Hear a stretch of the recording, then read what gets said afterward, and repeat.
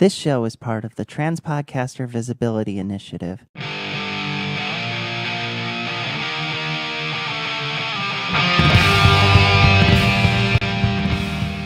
So we're watching a movie about evil Germans?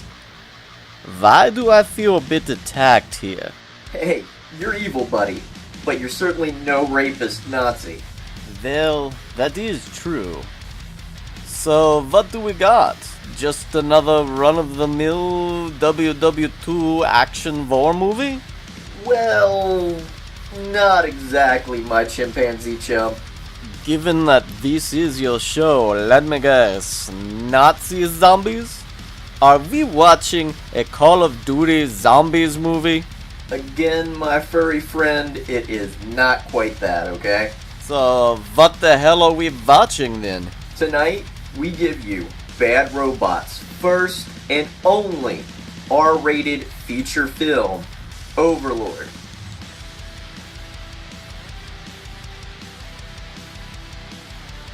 So, what's this one about, Sasha? On the eve of World War II's D-Day, American paratroopers drop behind enemy lines to penetrate the walls of a French church that Nazis have fortified in order to destroy the Nazis' radio transmitter. As they reach the target, they soon realize there's more going on in this occupied village than a simple Nazi operation. Making their way into an underground lab, they stumble upon a sinister experiment that forces them into a battle with deadly Nazi super mutants. Whoa, intense. But haven't we already seen similar in movies like Shockwaves, Dead Snow, Frankenstein's Army, and many others? well, I certainly haven't touched on some of those yet, so I'll probably get to them sometime soon. But those are completely different than the film we're talking about tonight. Overlord is its own freaking beast. Okay, so how so? Well, Ian, these aren't exactly zombies, per se. Well, it's more akin to the monstrous creations from the aforementioned Frankenstein's Army, but less biomechanical and more super serum driven. Sure, the Nazis are mostly using dead bodies for their experiments, but they also are testing on live villagers, and some are self-testing later in the film. There's more body horror and super strength here than decaying at the hooves undead. How do these monstrous creations of the Nazis come about, then? That's the coolest thing about this flick. It's not gone into much detail, and a lot is just left to the imagination. All we do know is that the Americans stumble across the horrific experiments by accident while attempting to destroy a radio tower.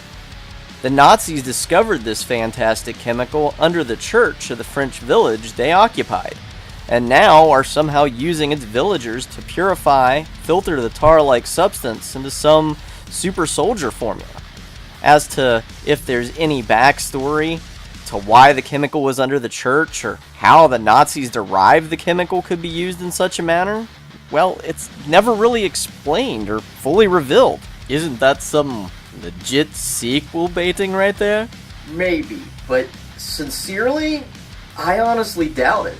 In reality, the film didn't do all that well at the box office overall, mostly because people thought it was just an adaptation of the Call of Duty Nazi zombie expansions, or Wolfenstein, which probably helped it greenlit, but not so much to garner an audience overall.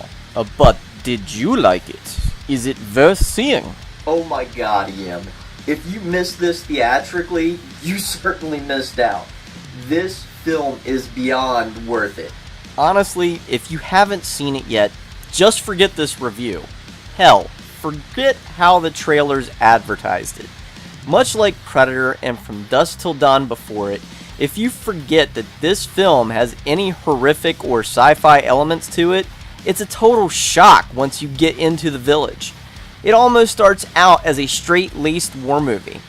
With some tension and light teasing on the horrific elements, it changes into a completely different beast. It's why I kind of like that everything isn't explained. It leads to more mystery as you discover this horrible secret with this platoon of GIs.